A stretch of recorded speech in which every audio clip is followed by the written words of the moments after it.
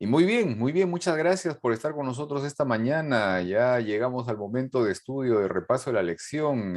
Hoy día 5 de marzo, es increíble, ya estamos a pocas semanas de que se termine también el trimestre, los primeros 3 meses del año 2022. Y llegamos a la lección número 10. Lección número 10: Jesús abre el camino a través del velo.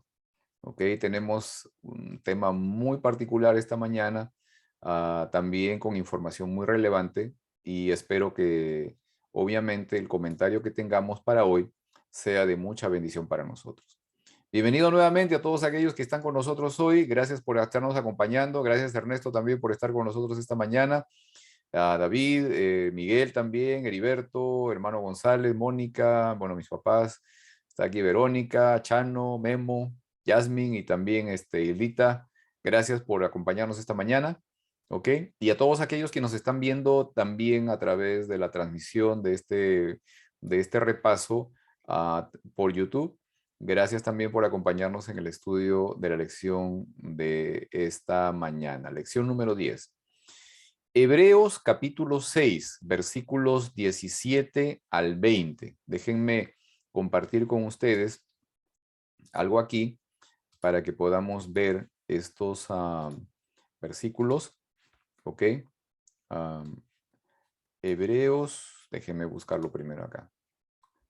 Aquí vamos con el título de la lección del trimestre. En estos postreros días, el mensaje de Hebreos es lo que estamos estudiando en estos 3 primeros meses del año, el libro de Hebreos. En realidad es una homilía, ¿no? Es un sermón en realidad.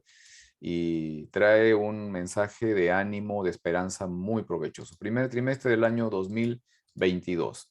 Lección número 10: Jesús abre el camino a través del velo.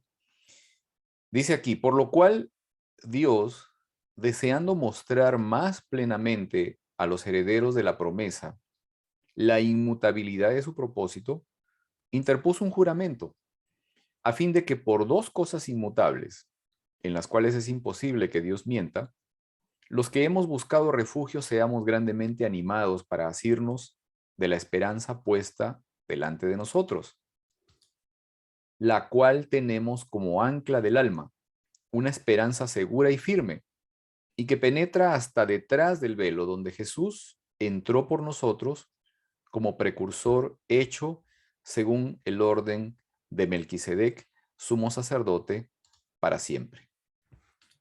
Muy bien. Ya anteriormente, en una lección pasada, estuvimos comentando respecto de la promesa que Dios le hizo a Abraham, ¿no?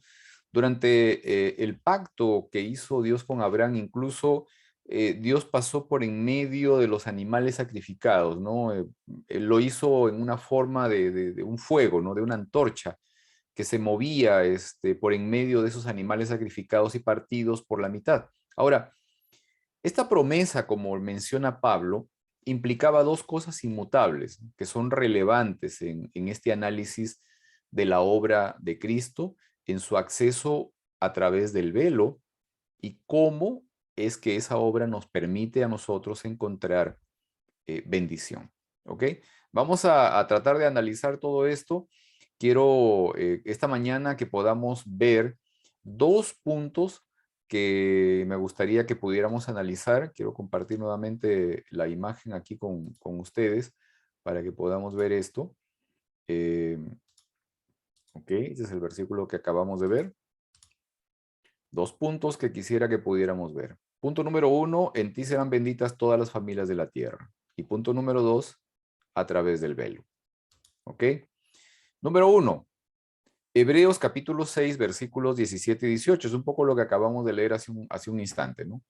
Dice, por lo cual Dios, deseando mostrar más plenamente a los herederos de la promesa la inmutabilidad de su propósito, interpuso un juramento a fin de que por dos cosas inmutables, en las cuales es imposible que Dios mienta, los que hemos buscado refugio seamos grandemente animados para asirnos de la esperanza puesta delante de nosotros. Muy bien. Déjenme ver aquí.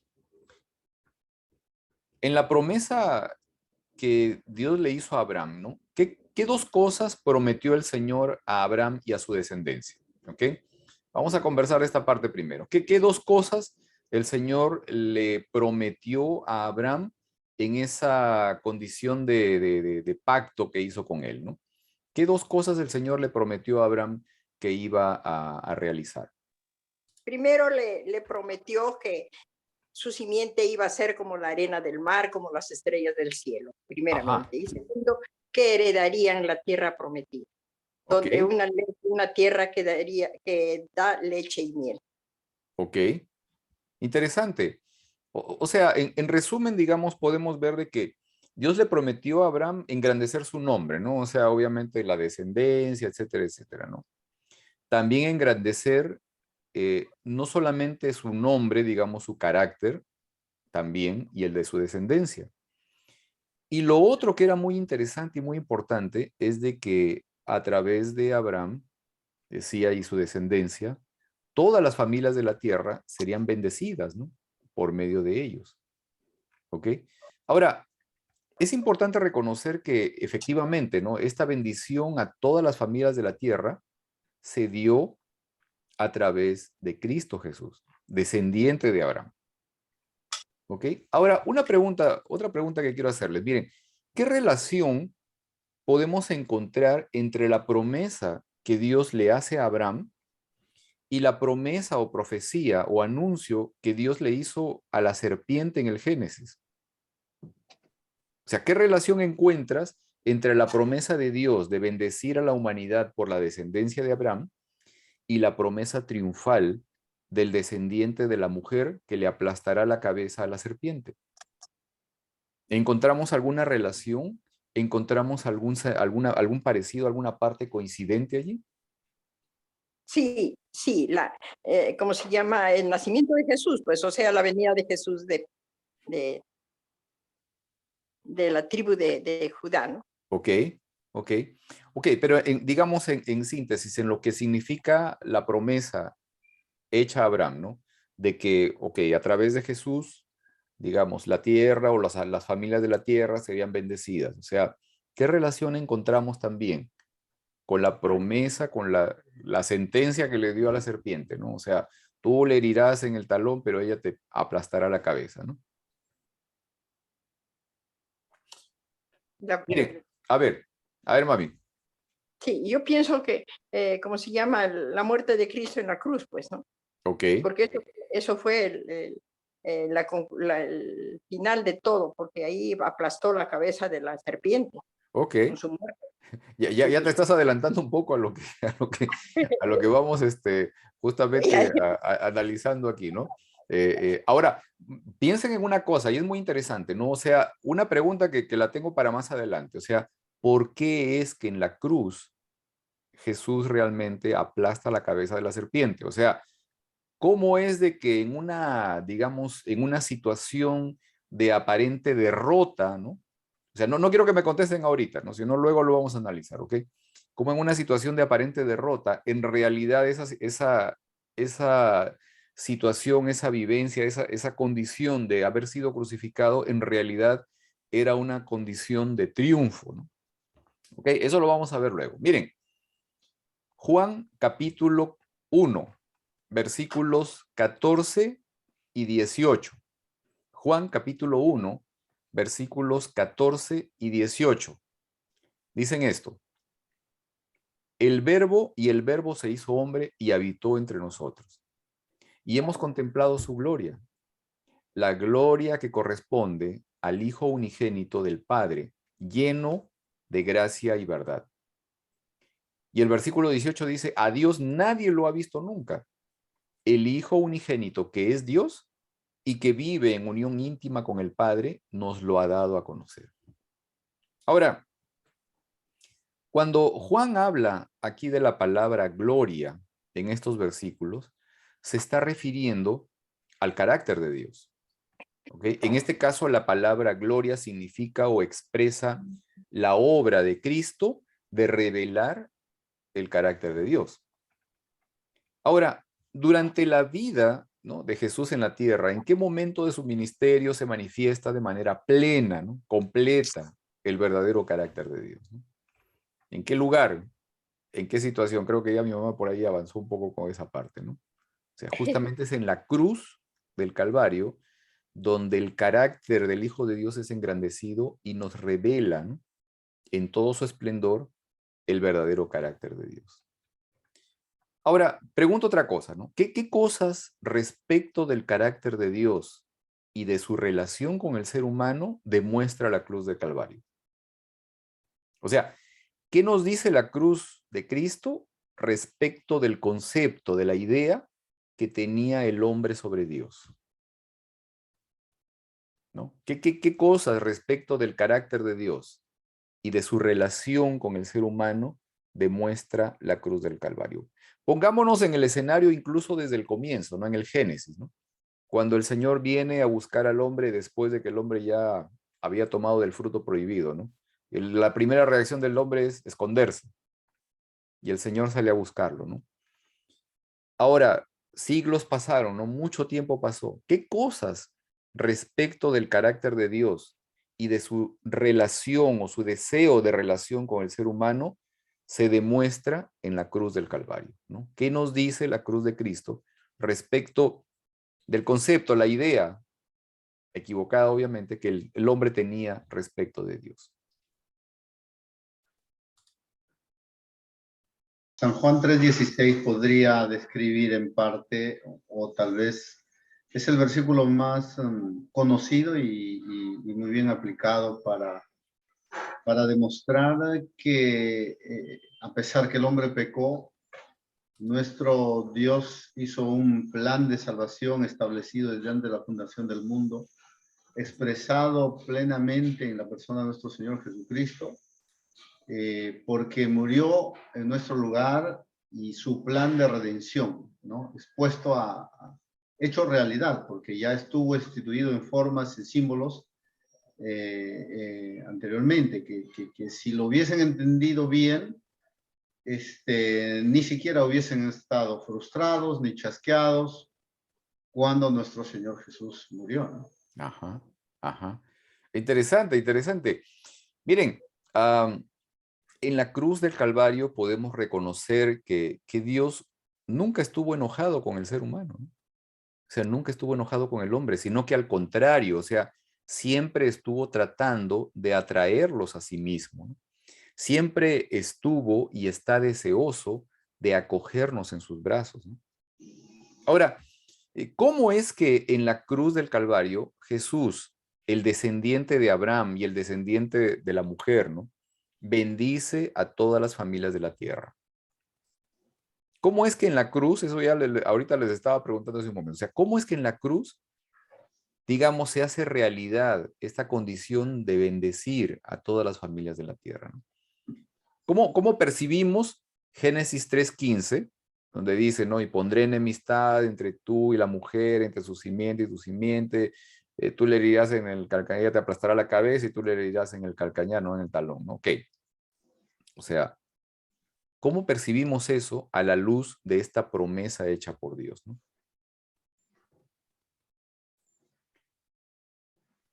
¿Qué dicen? O sea, ¿cómo es que la cruz del Calvario, ¿no?, en la cruz realmente se hace realidad esta condición de la bendición a todas las familias de la tierra?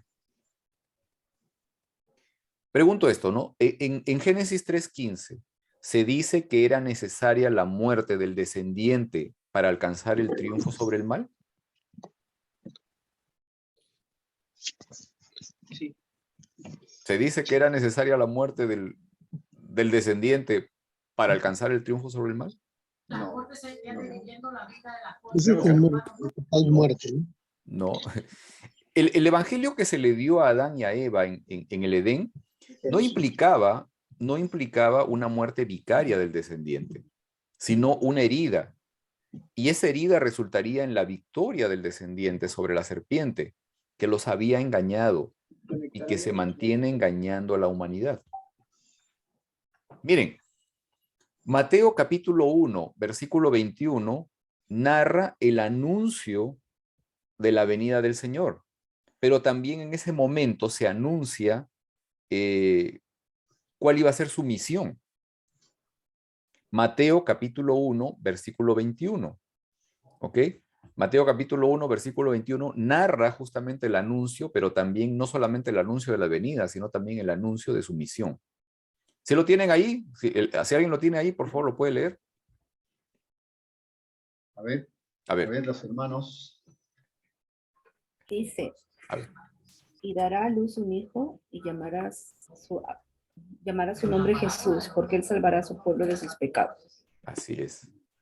O sea, ¿qué nos dice, no? Este anuncio respecto de la misión de Jesús. Dice de alguna manera que Jesús vendría a salvarnos del castigo de Dios y por eso tenía que tomar nuestro lugar en la cruz. O sea, ¿qué es lo que manifiesta respecto a, claro, a lo que dice respecto a su misión, ¿no? Acá su misión dice salvará a su pueblo de sus pecados. El anuncio de la venida de Jesús y su misión manifiesta que Él nos salvaría de nuestros pecados. Ahora, pregunto esto, ¿no?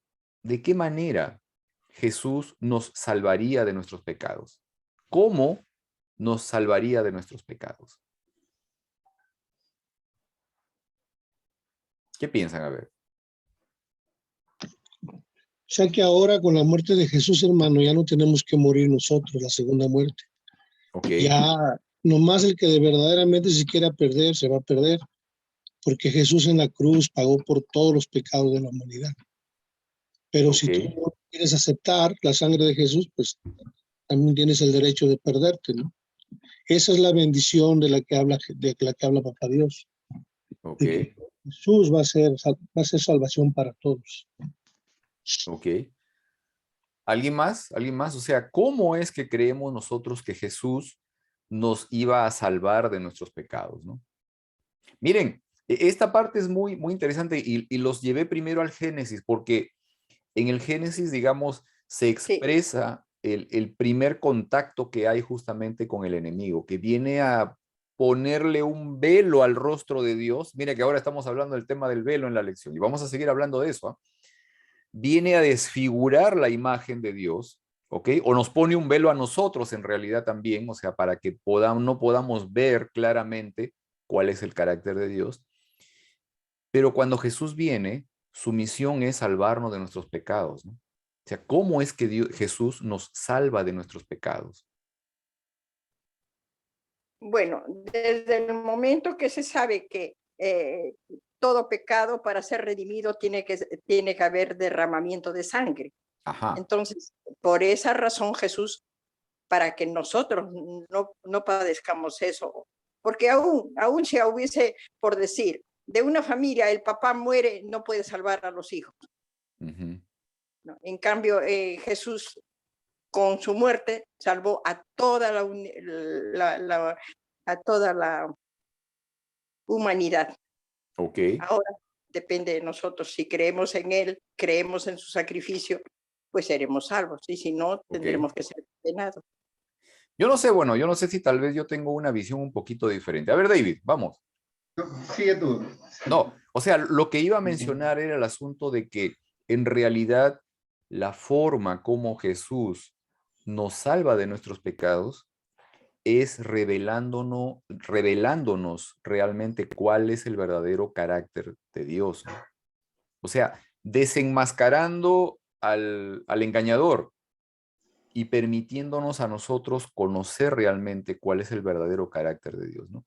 O sea, permitiéndonos atravesar ese velo que no nos permitía ver o conocer el verdadero rostro de Dios. Y eso es lo que vamos a ver un poquito más en unos minutos, ¿no? O sea, de que ese velo que, digamos, separaba el lugar santo del lugar santísimo, de la presencia de Dios, en realidad tenía una función, ¿ok? Debido a algo también, debido a un engaño, debido a una, digamos, una idea que ya se impuso en la mente del ser humano desde el comienzo, ¿no? A raíz del pecado, justamente. A ver, David, vamos. Bueno, está bien. Me parece que también implica, esa promesa implica, porque ojo, que con el pecado el hombre está condenado. Está condenado y sin esperanza. Claro. Sin embargo, el antídoto es la expresión que dice, ¿no? Librarnos de la condenación del pecado y del pecado mismo. O sea, esa atadura a la que el enemigo nos somete a causa del pecado, nuestro Señor Jesús nos está liberando nuevamente y nos pone en una condición de salvación, de oportunidad de salvación. Porque y se pone en ejecución esa expresión que es un versículo bíblico que dice, donde abundó el pecado, sobreabundó la gracia. Amén. Y esa expresión yo lo he meditado mucho y escuchaba también muchas prédicas que a veces lo dejamos un poquito muy suelto. Pero entiendo que esa expresión de sobreabundar la gracia, si bien es cierto el pecado está y tiene un nivel, la gracia es mucho mayor. Amén. Pero no es para cubrir nuestros pecados, sino para liberarnos de nuestros pecados. Amén. Claro. O sea, para darnos hoy una esperanza. No, yo soy pecador y no tengo esperanza. No, tienes una esperanza porque ya alguien nos ha liberado de la condenación del pecado y ahora en novedad de vida ya nos toca seguir a quien ahora es nuestro maestro. Ya no es nuestro maestro el enemigo. ¿Quién te enseñó que estaba desnudo? No, ya no. Ahora, ¿quién nos enseñó que somos libres, que ya tenemos que vivir, ¿no? Así es. Así es. Gracias, David. Miren, quiero invitarlos a que podamos buscar 2 versículos, ¿ok? Les voy a dar la cita en este momento, y si me ayudan con la lectura también. Colosenses 2:15. Colosenses 2:15, la primera lectura, y la segunda, Hebreos 2:14. ¿Ok? Colosenses 2:15 y Hebreos 2:14. A ver, si alguien lo tiene, entonces me ayuda con la lectura. Colosenses, capítulo 2, versículo 15. Para que hablemos un poco respecto a la obra de Jesús justamente en la cruz y la misión que él tenía, como estábamos hablando en este momento, ¿no? Colosenses, capítulo 2, versículo 15. A ver, ¿quién lo puede leer, por favor?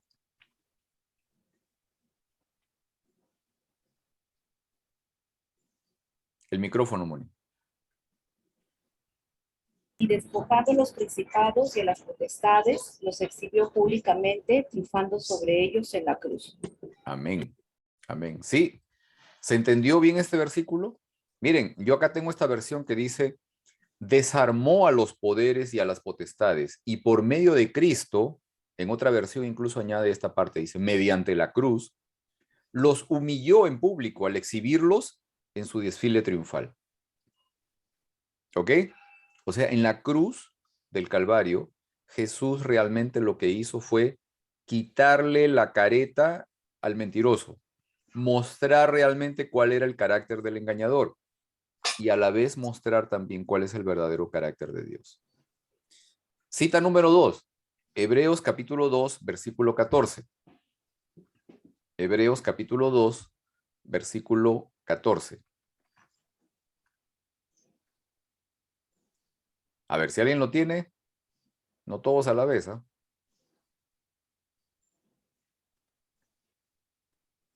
Hebreos capítulo 2, versículo 14.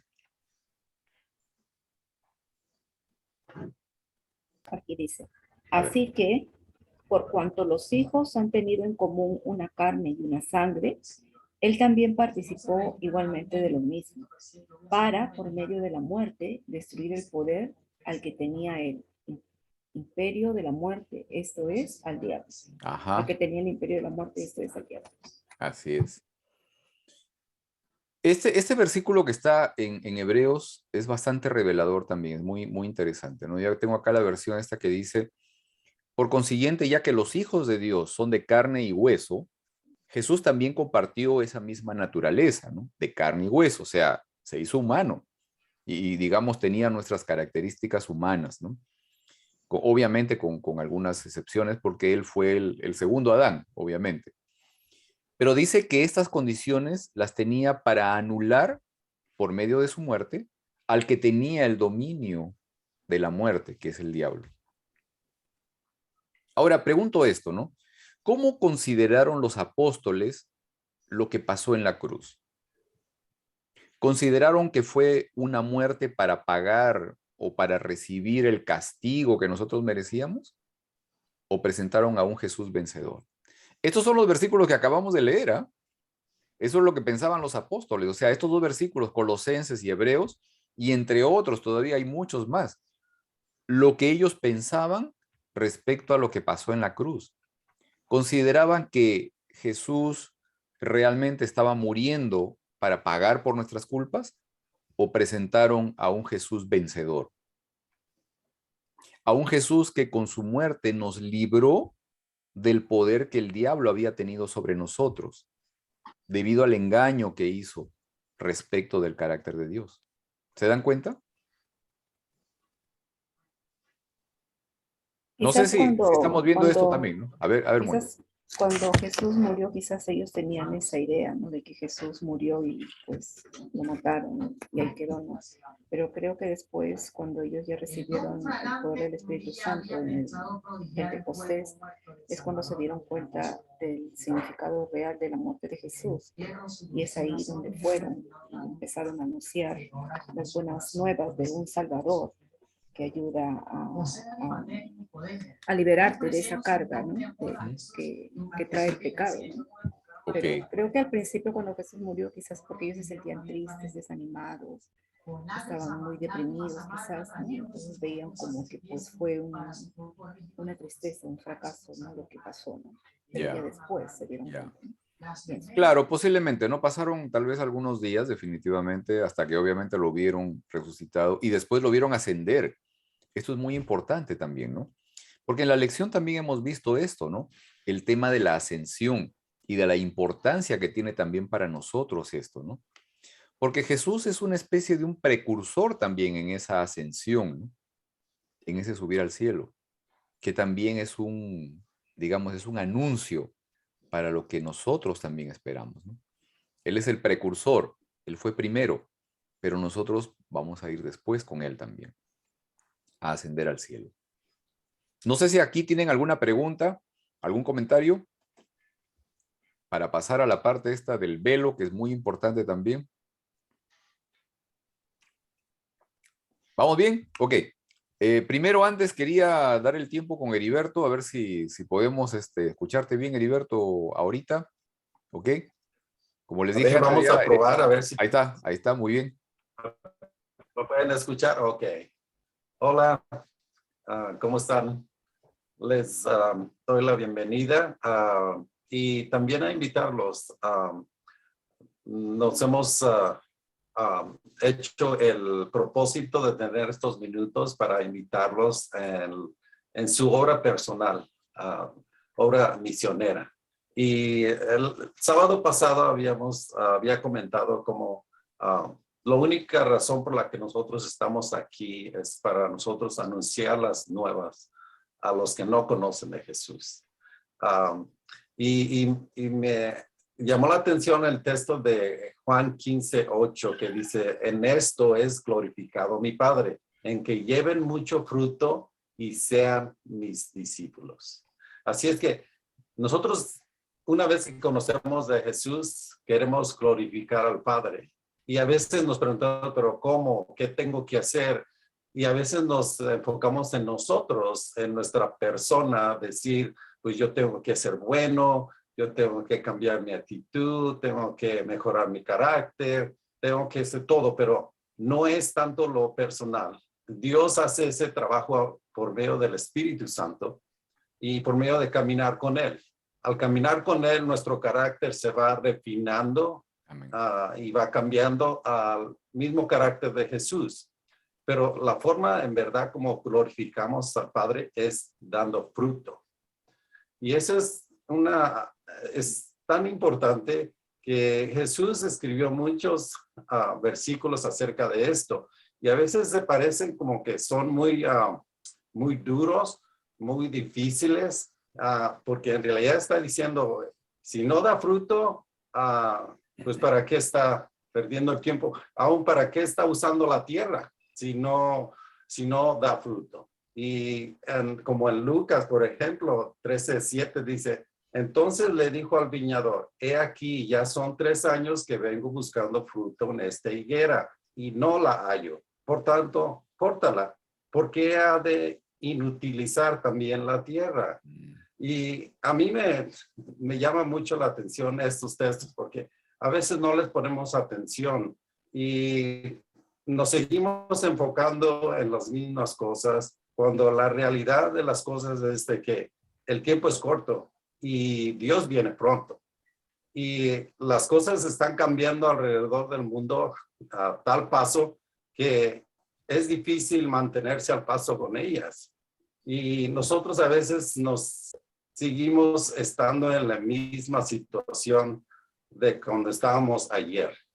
Y yo los quiero instar a que hagan una encuesta en su vida propia y si ustedes no han conocido o no han hecho un pacto con Dios por medio del bautizo, pues que lo hagan, que no esperen para mañana, porque como vemos cómo están las cosas, nadie nos asegura el mañana, pero nosotros tenemos hoy para hacer la decisión y que no nos tome por sorpresa ya una vez que nosotros hagamos el pacto con Dios.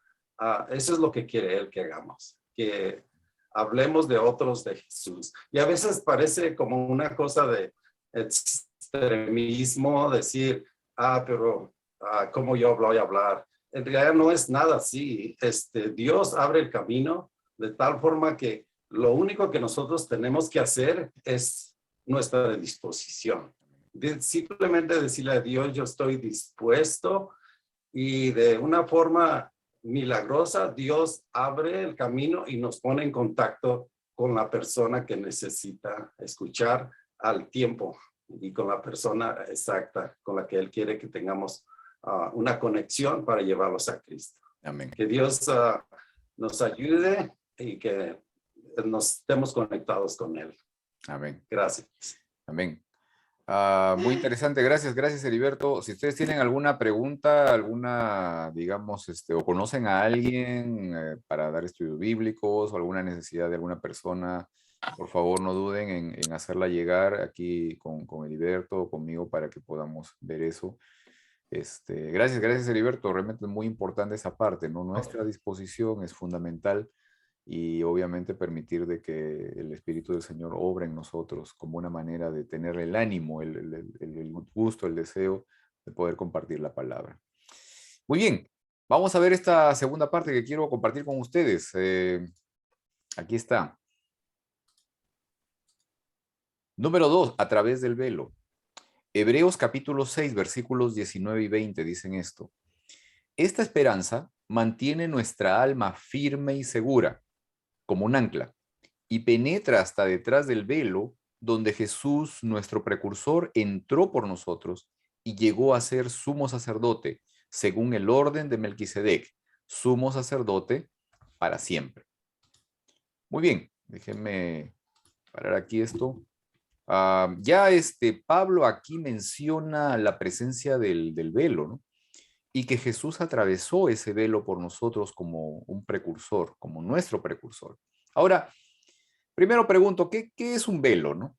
¿Cuál es la función, no? ¿Para qué sirve un velo? A ver, Heriberto.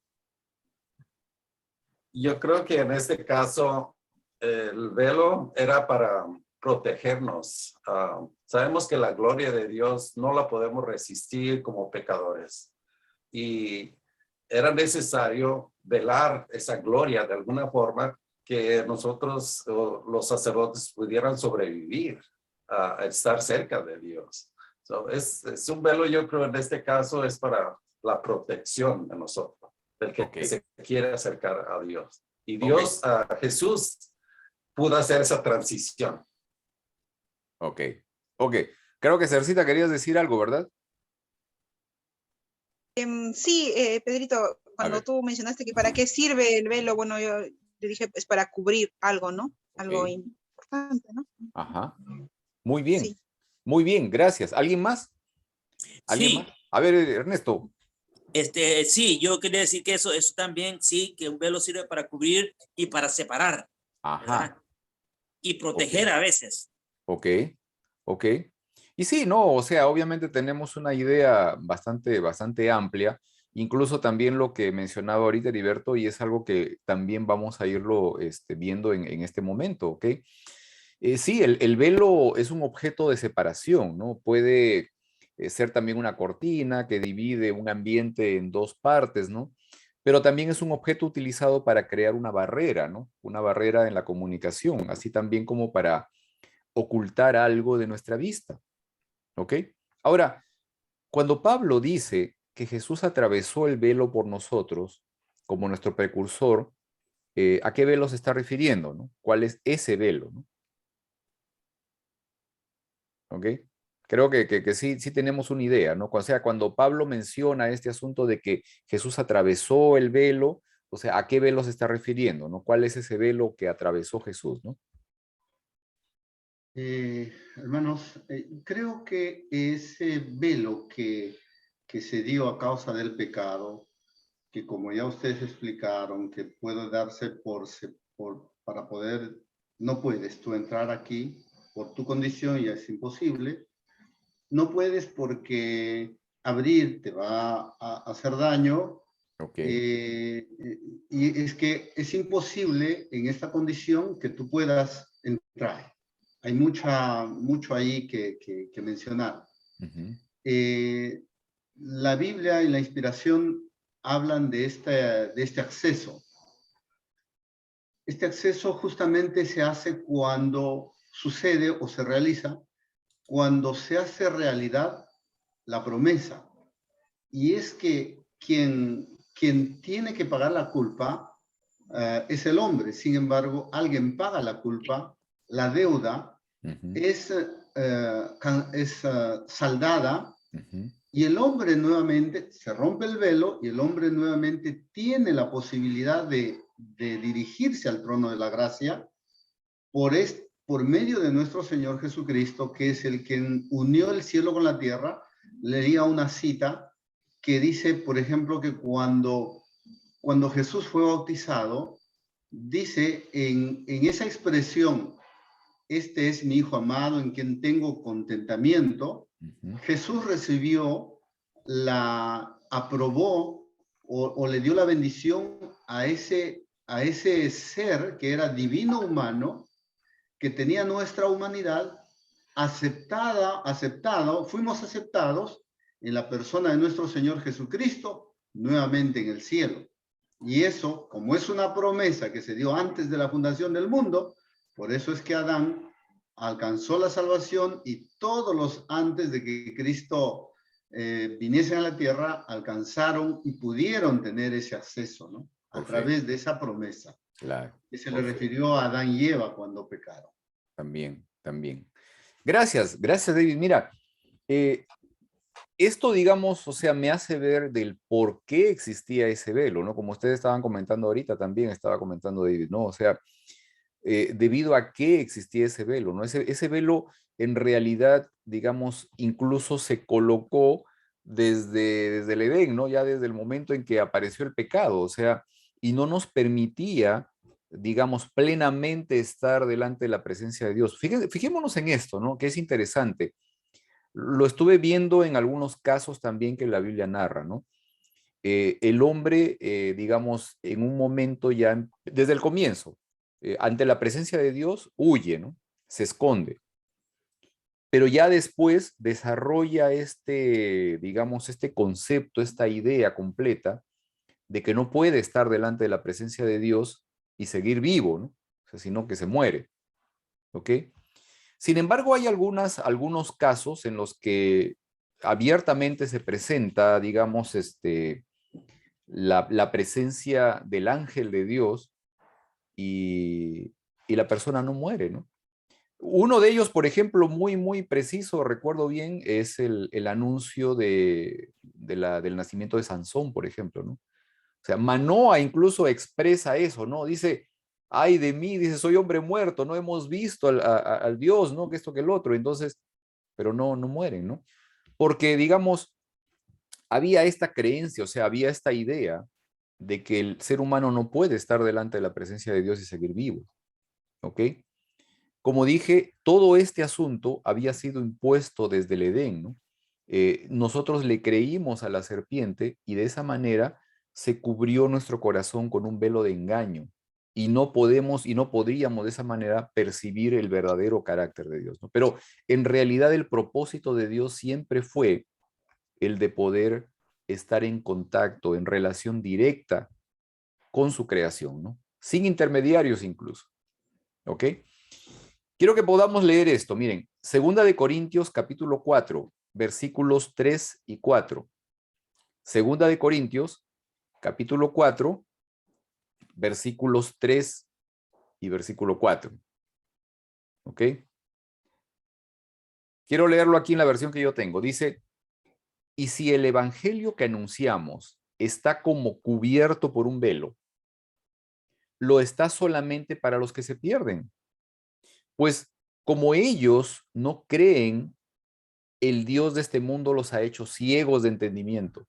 Les ha velado para que no vean la brillante luz del evangelio del Cristo glorioso, imagen viva de Dios. Ahora, cuando Pablo habla aquí de los que no creen, ¿a quiénes se está refiriendo? ¿Está hablando de ateos, de agnósticos? Cuando él menciona esto, ¿no? Y dice, si el evangelio que anunciamos está como cubierto por un velo, lo está solamente para los que se pierden, ¿no? Pues como ellos no creen, ¿ok? El Dios de este mundo los ha hecho ciegos de entendimiento. Era para ellos, a los judíos. Era para ellos también, exactamente. Ese es un asunto muy interesante, ¿no? Acá está Hilda, creo que ya salió Hilda. Hilda Jiménez, cuando hemos estado nosotros de viaje, no sé si recuerdan que estaba José también y mencionó Ay, Oh, hola, Vero. ay, me voy Bye. porque empiezo mi clase. Oh, está bien. Gracias. José estaba comentando algo respecto a algo que él conocía, ¿no? Que él sabía, digamos, o había visto, ¿no? Una persona que nunca, digamos, nunca, digamos, participó en la iglesia, nunca quiso saber nada de la iglesia, era una persona, digamos, ajena completamente a la iglesia, pero que en algún momento conoció y fue cambiado, ¿no?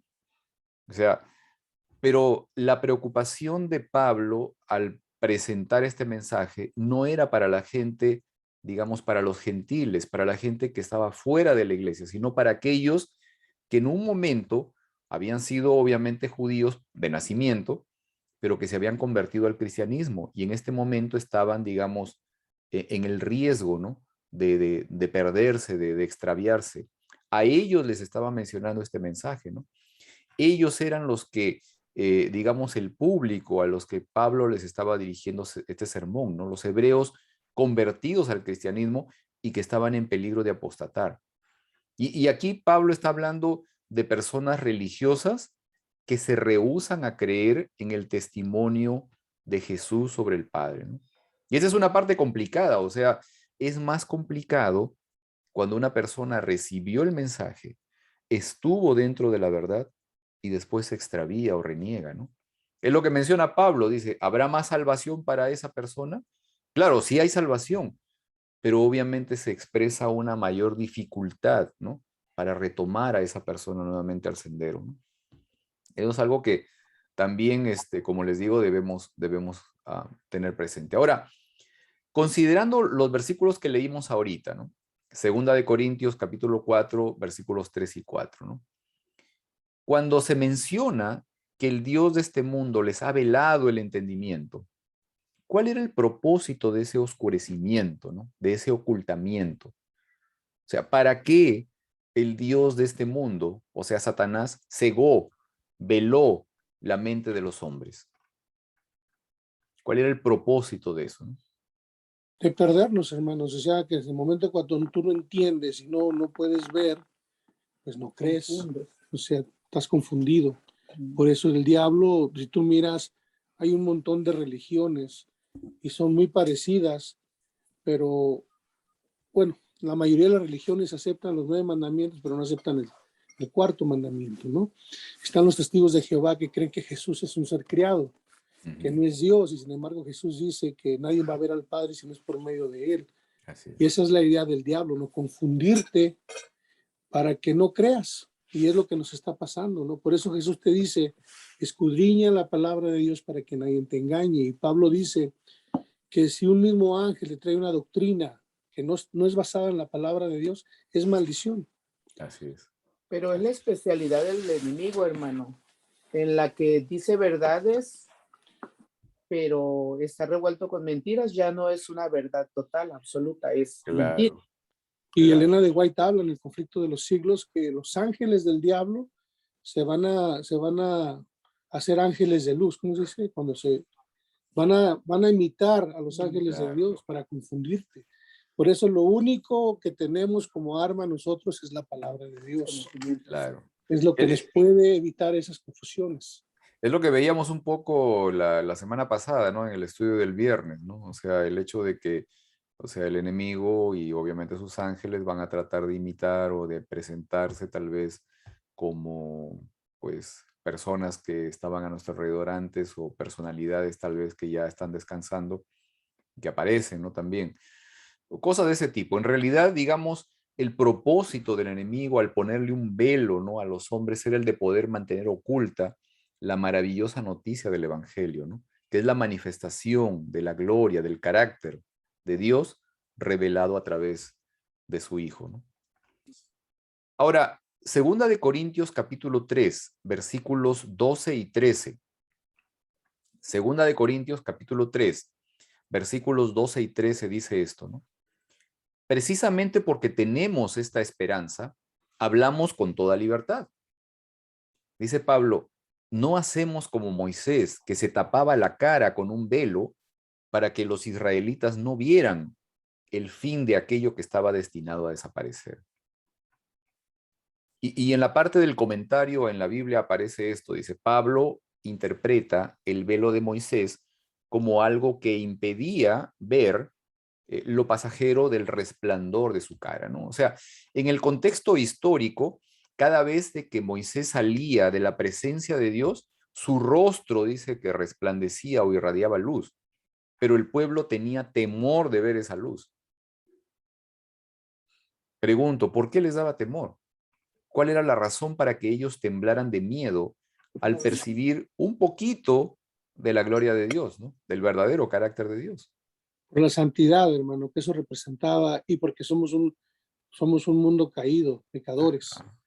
Y por eso era, si tú te fijas, Elena de White habla que el mismo Lucifer era uno de los querubines que cubría la santidad de Dios ante el universo cuando se presentaba en su concilio. O sea, aún esos seres que no son pecadores, se le tiene que proteger la santidad a Dios para que no los destruya.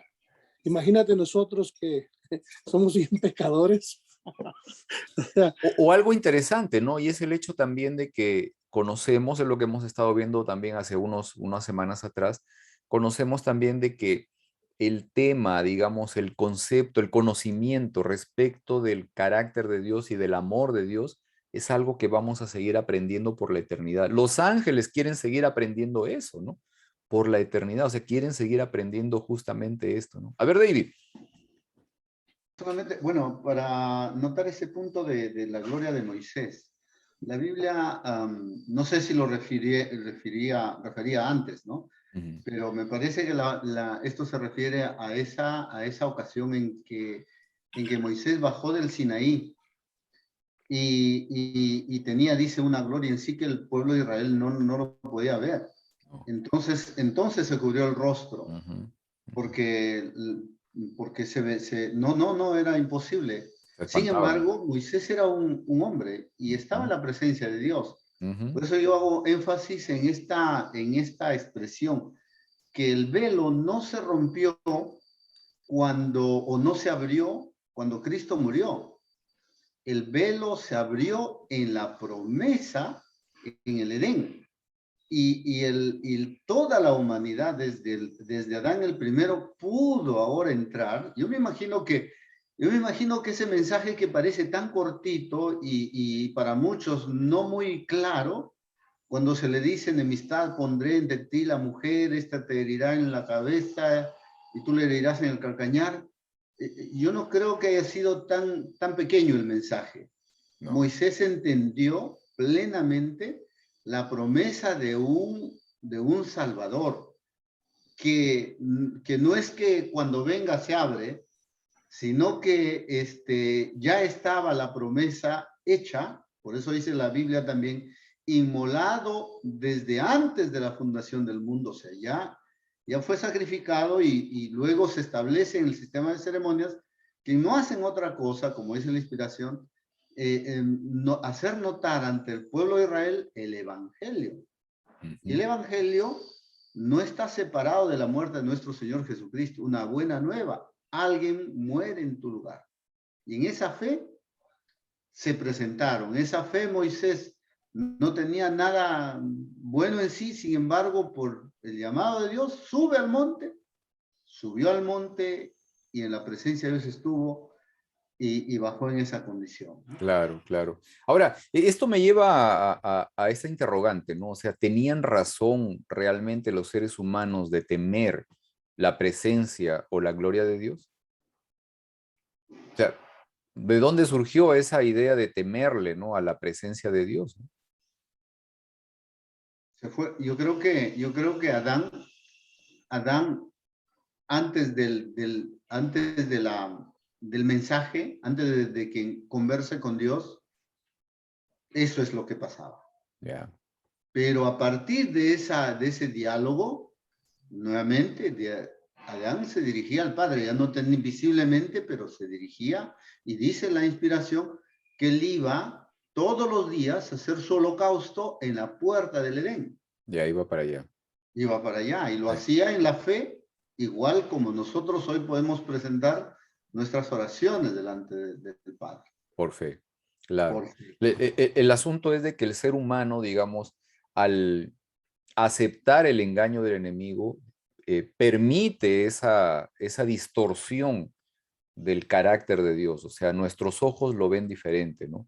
Cuando aceptamos, cuando recibimos el engaño de Satanás y aceptamos ese engaño, entonces nuestra percepción, nos cubrimos con un velo nosotros mismos, ¿no? Y no vemos realmente cuál es el verdadero carácter. El enemigo nos engaña, ¿no? Exacto, ese es el punto. Cometido este mal y ya, ya. Y convéncete que ya no. Claro. Entonces llegamos a convencernos que ya no y por la misma culpa que él nos lo pone encima, lo hace tan grave que el ser humano pierde la fe y está claro, claro. Ahora, eso entonces nuevamente me hace preguntar esta parte, ¿no? ¿Qué hace la cruz con ese velo, ¿no? ¿Qué efecto tiene la cruz con ese velo? Ya no necesitas ir a un sacerdote, vas directamente con Dios. Jesús, pues, que es Dios, ¿no? Así es. Jesús rompió el velo, por eso cuando murió él en la cruz, todo eso se rompió, se destruyó, porque ya no necesitabas eso. Los velos se rompen de abajo hacia arriba, se rompe de arriba hacia abajo. Sí. Dice mi suegro que ese velo se rompió de arriba hacia abajo. Claro, también digamos de manera literal pasó eso, o sea, ¿por qué? Porque ya la presencia de Dios, digamos, no es que iba a estar a través de un mediador y a través de los sacrificios que se tenía que seguir dando, porque el verdadero Cordero ya murió, ¿no? Ya fue sacrificado. Y ya nosotros, a través de él, del Señor Jesús, que es nuestro precursor, que entra a través de ese velo, digamos, por él, nosotros también tenemos la posibilidad de estar delante de la presencia de Dios. O sea, gracias a él también, ¿no? Nosotros todos somos llevados delante de Dios también. ¿Ok? Punto entonces acá, ¿no? ¿Qué efecto tiene? Pedrito. ¿Aló? Sí, mami. Y el velo no puede representar, porque veo bastante similitud al pecado. El velo representando al pecado. Lógico, o sea, el pecado en realidad lo que significa es una separación, ¿no? Es un fraccionamiento, un alejamiento del ser humano de su creador, ¿no? Y Claro, ese es el sí. velo, o sea, Yo creo esa que Ajá. parte, digamos, que a nosotros en nuestro concepto nos distorsiona realmente cuál Ajá. es el verdadero carácter de Dios, ¿no? Por eso, como les decía, en la cruz del Calvario, funciones, digamos, condiciones, logros, ¿no? Que primero se quita la careta del engañador, ¿no? Se muestra, es lo que dice la palabra, ¿no? Se exhibe ante la opinión del universo, ¿no? ¿Quién realmente era el engañador? Lo Ajá. otro es de que gracias justamente a la cruz, nosotros podemos tener acceso también. Es un momento triunfal. Nosotros podemos tener acceso porque ese velo es quitado también. Podemos tener acceso a la presencia del Señor sin intermediarios, ¿no? De manera directa. ¿Ok? Un último versículo. Si tienen algún comentario en este momento, sino para leer un último versículo aquí con el cual quisiera que nos pudiéramos quedar, es muy, muy interesante, muy relevante. Segunda de Corintios, capítulo 3, versículos 17 y 18. Segunda de Corintios, capítulo 3, versículos 17 y 18. Dice esto: porque el Señor es el Espíritu, y donde está el Espíritu del Señor, allí hay libertad. Por eso, todos nosotros, ya sin el velo que nos cubría la cara, somos como un espejo que refleja la gloria del Señor y vamos transformándonos en su imagen misma, porque cada vez tenemos más de su gloria, de su carácter. Y esto es por la acción del Señor, que es el Espíritu. interesante tu versión. Interesante. Claro que sí. ¿Qué aprendimos hoy? A ver, vamos a ver esta parte para terminar. Yo ¿Qué aprendí, aprendimos? hermano, algo interesante de lo que estabas hablando, del velo, de todos lo que hacían en el Viejo Testamento, que la Iglesia Católica ha robado o ha traído mucho de eso y lo ha aplicado a su religión. Ajá. O sea, parte de lo que ellos hacen es bien tradicional de los sacerdotes judíos, pero tiene la mitad de verdad y la mitad de mentira, ¿no? Ya, Es lo que estaba yo escuchando cuando estabas hablando de sus tradiciones, ¿no? sí. Y te deslumbran con sus templos, ¿no? Y todos lo que hacen, ¿no? Todos esos métodos que vienen del Viejo Testamento, pero están llenos de mentiras. Eso Ya. es lo que, por eso es que la gente es muy difícil de deshacerse de eso, porque hay parte de verdad, pero hay mucha parte de mentira también en esa religión. Obviamente. Y déjenme decirles esto, o sea, digamos en los argumentos, yo no sé si ustedes han leído por lo menos parte, yo he tratado de leer resúmenes pequeños de las encíclicas, de las últimas encíclicas, y no son documentos hechos así nomás, o sea, son documentos muy bien elaborados, digamos, que tienen investigaciones muy serias y, digamos, el aporte de gente muy preparada, muy capacitada en los temas que están presentando, ¿ok? Laudato Si es un plan de gobierno muy, muy bien elaborado, o sea, es un plan completo. Fratelli Tutti, bueno, es un poco diferente, pero digamos, en general envuelven mucha información, como les dije, muy bien elaborada. O sea, no es un tema nada más hecho por antojo de que, oh, yo quiero esto, o yo pido lo demás, ¿no? Y esa es la parte que digamos, la iglesia, no digamos la iglesia católica, sino el papado en sí está promoviendo, está, digamos, postulando a esto. Y dentro de eso, obviamente ellos, ya desde hace mucho tiempo atrás, ellos vienen reclamando de que ellos deben ser los líderes, digamos, del mundo, ¿no? En estas cosas, ¿no? Incluso en temas como, por ejemplo, las finanzas del mundo y otras cosas más, porque supuestamente tienen autoridad moral para eso, ¿no? En fin, es un poco lo que estamos viendo en el momento, ¿no? A ver, ¿alguien más? Sí, yo. A ver, mami. Bueno, yo aprendí que hemos Ajá. llegado a la presencia de Dios a través de Jesús, Amén, porque Él es nuestro representante. amén, amén. Y esta parte es fundamental, ¿no? O sea, nuestra fe en Cristo Jesús es lo que nos permite, como hemos estado viendo en estas últimas semanas, ¿no? Por fe, ¿no? Llegar delante de la presencia del Señor, ¿no? Era la misma fe, David, que tenían, ¿no?, los antiguos también, ¿no? Antes de la muerte de Cristo. O sea, era la misma fe que ellos tenían de ver de lejos, ¿no? Habían muerto sin recibir, sin haber visto la promesa, pero allí estaba, o sea, pero era por la fe en el Hijo de Dios, ¿no? Es la misma fe que nosotros podemos tener, la misma confianza y la misma oportunidad que nosotros también podemos tener de poder alcanzar, de poder ser justificados delante de Dios, de poder estar delante de la presencia del Señor en el trono de Dios, o sea, a través de Cristo Jesús. Es interesante esto, digamos, de cómo es de que a través de Cristo la humanidad está representada delante de Dios, ¿no? O sea, hay un ser humano que está allí como representante de la humanidad delante de Dios. ¿Sí? ¿Alguien más? ¿Algo que aprendieron esta semana? ¿Qué aprendí? Sabes, hermano, que yo le estaba comentando a mis suegros hace ratito que yo he aprendido en estas lecciones, ya me ha tomado mucho tiempo entender cuál es el nuevo pacto. No lo entendía, o sea, porque la gente hablaba del nuevo pacto, unos que puro amor y que todo va, de todas esas cosas, y yo decía, bueno, ¿esta gente dónde saca eso?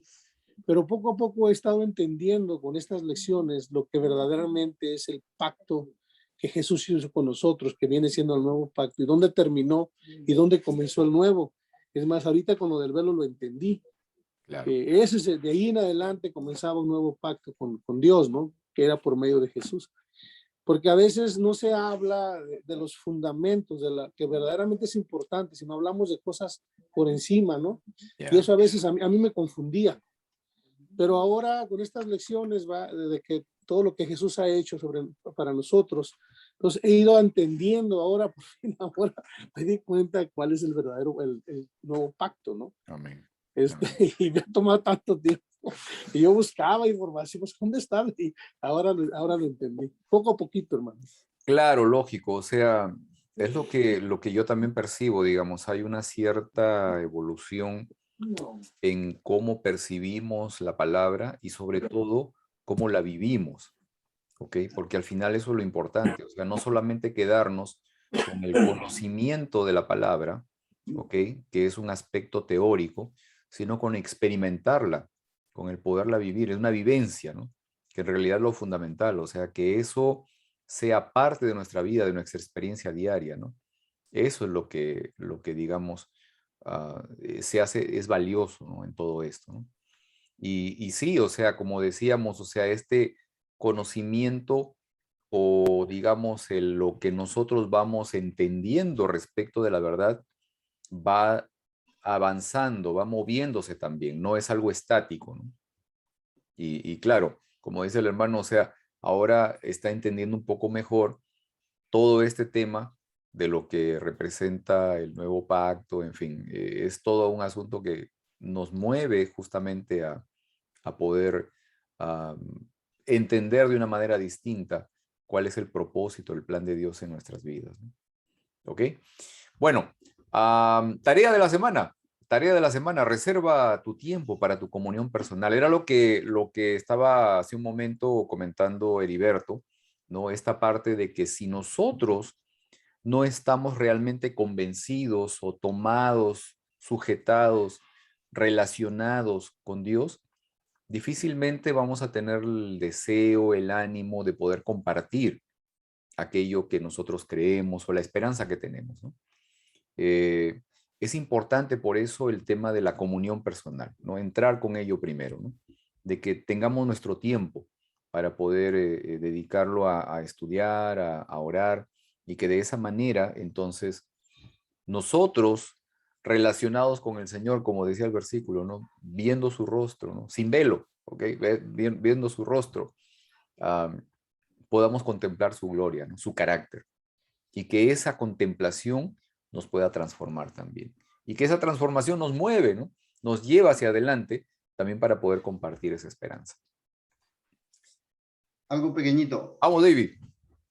Yo creo que debemos llevar también, de forma muy particular, mi idea, y los comparto. Debemos llevar ese mensaje. Ya no hay velo. Ajá. El velo está roto, ya no hay velo. Así es. No se desespere si ha caído. No, no hay velo. El camino está abierto.